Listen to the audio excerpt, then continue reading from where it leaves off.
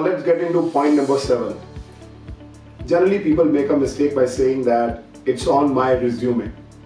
Well, if an interviewer is asking you a question, let's say that he asks you, tell me some of your achievements in your current role. Many a times people, though they know that what they are asking, but they say that it's on my resume. Now the moment you say this, you are actually missing out an opportunity to talk about what kind of skills, what kind of experience that you had in gaining those achievements, in really getting those achievements.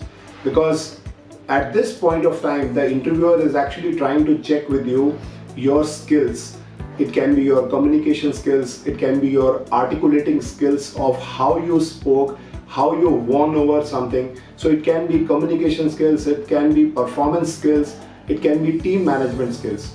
But if you miss out by saying that it's on my resume, you have actually killed it there itself, your chances to clear that particular interview. So never say that it's on my resume. Point number 8. Yes, I have a great answer for that. Well, we all prepare for an interview and we prepare very hard. But the caution is that don't prepare your answers word by word. Because if you are hyper prepared with all the answers, all the right answers under your sleeves, you are more focused towards the question that you have prepared for so that you answer it the moment those questions are thrown to you. Now, if you are in that particular mindset, you would find that you are not attached to the interviewer while you are always waiting for the great question to come and you give that great answer. And even if you give that great answer, and if it is a verbatim that you are going to speak, the interviewer will catch you. And I'm sure you will agree that they don't want to hire somebody who has crammed their answers. They're always looking for someone who is giving a natural response, like a dialogue between two people. So don't over prepare it in the terms of going by word what you remembered or what you heard in a video, but go by the concept that what you really want to convey in the interview process. That will really brighten your chances to clear the interview. Point number 8. Perfectionism is my greatest weakness.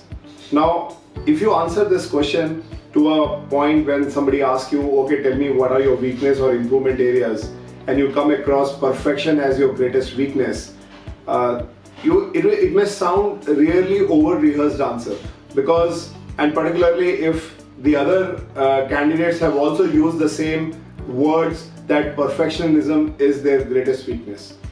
And if it doesn't match your style, it will definitely bounce you back, because the interviewers are also smart. They can ask you multiple backup questions to understand whether you are really a perfectionist who wants to do everything right.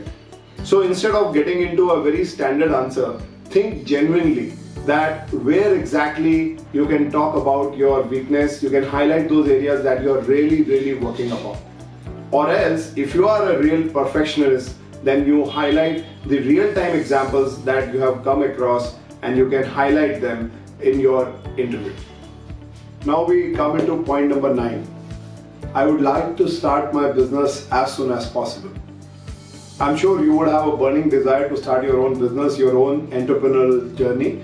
But if you are going for an interview and if suppose somebody asks you what are your 5 years plan, how you are looking ahead in your career, and if you highlight that I am looking forward to start my own business very soon, I'm sure you are heading towards something else, and it definitely creates very clear impression in the mind of the hiring manager that you don't have any long-term plan. You are just looking for a job for the sake of it. You need just a roof for some time and then you want to go on your own, and that is where you are actually spoiling your complete chances of getting into a job.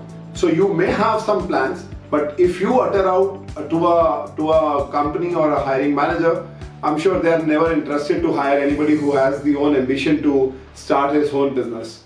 So focus on what exactly are your plans 2 years, 3 years, 5 years down the line, how you want to grow in the career, how you want to help the company to grow, and how you become a contributor to the whole organization. Because if you do that, your chances will then get brightened.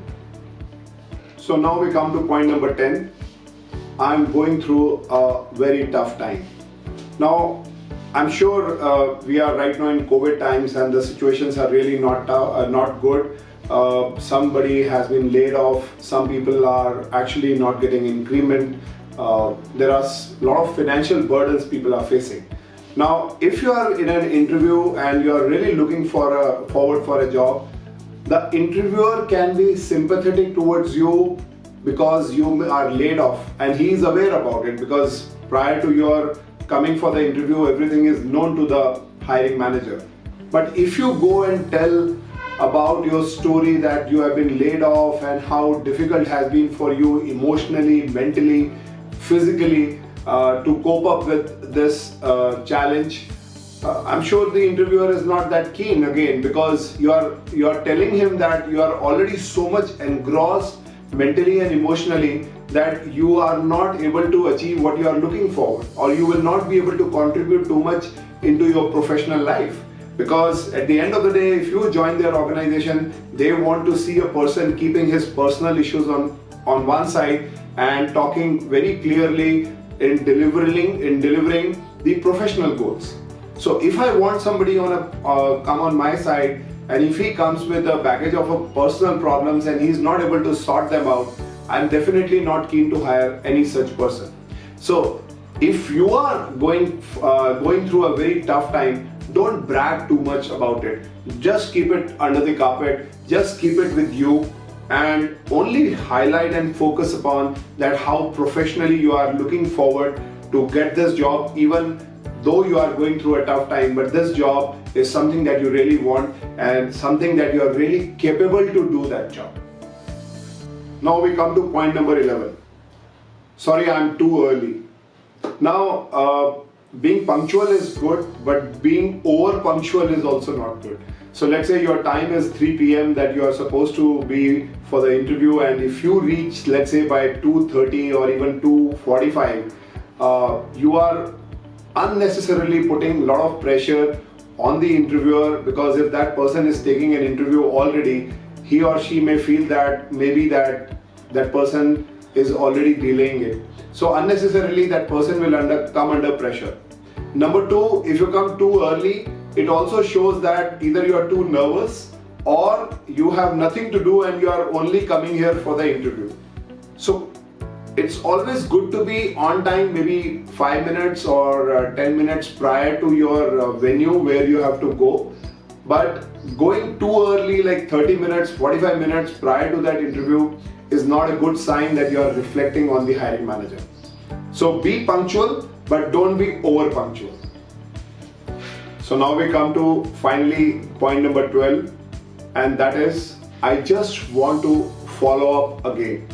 Now let's say that your interview is over and your interviewer has told you that they will get back to you in 2 or 3 working days, and after 1 day or around at the end of the second day, you start following up with the hiring manager, either by email, SMS, WhatsApp, or calling them directly.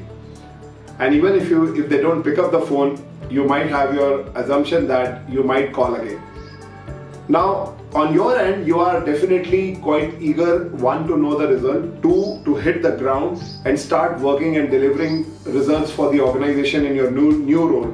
But at the same time, when you do over follow-up, it reflects very bad on your part, because the interviewer might find that you have nothing to do and you are just burning to leave your current job, or you are actually out of job and you are too desperate for this.